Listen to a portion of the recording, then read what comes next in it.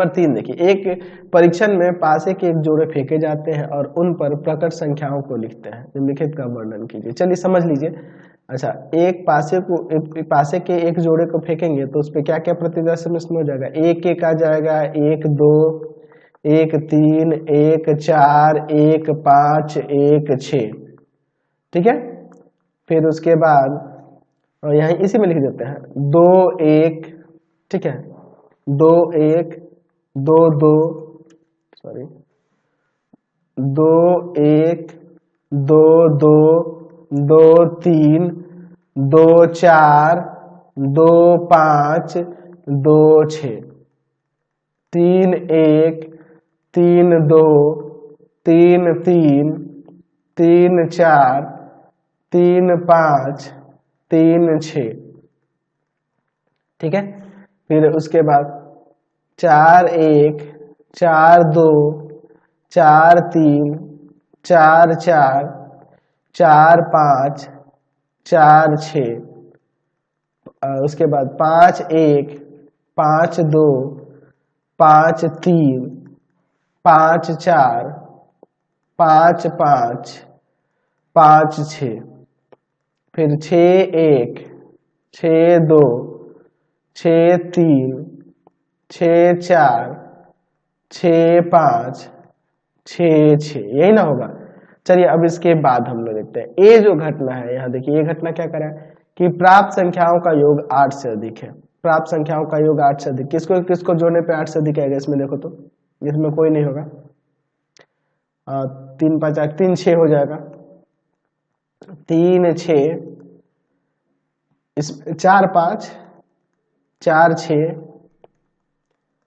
ठीक है, 5 4 है कि नहीं, 5 4 हो जाएगा, 5 4 9 होता है, 5 5 हो जाएगा, है कि नहीं। फिर 5 6 हो जाएगा, उसके बाद 6 3,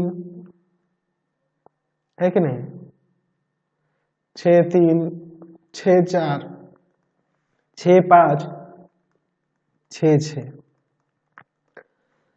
चलिए अब इसका देखते हैं बी नंबर, दोनों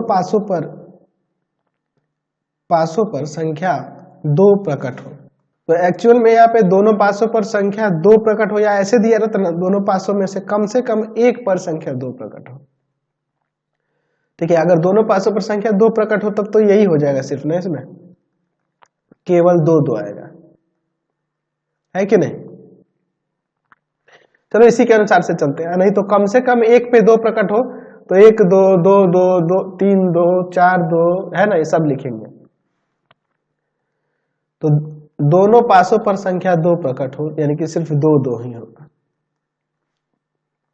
सी नंबर, प्रकट संख्याओं का योग कम से कम 7 है और 3 का गुणज है, यानी कि योग कम से कम 7 होना चाहिए, यानी 7 और 7 से अधिक भी हो जाएगा और 3 का गुणज भी होना चाहिए।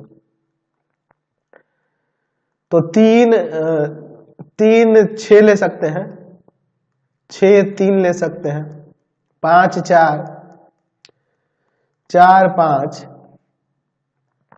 6 6, यही ना होगा। तो अब आपसे पूछ रहा है कि इन घटनाओं में से कौन परस्पर अपवर्जी है।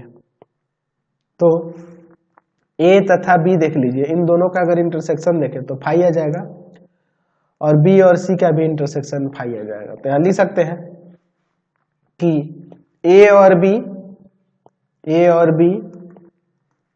और फिर बी और सी परस्पर अपवर्जी है, परस्पर अपवर्जी है। समझ गया, कोई दिक्कत नहीं है। क्वेश्चन नंबर 4 देखिए।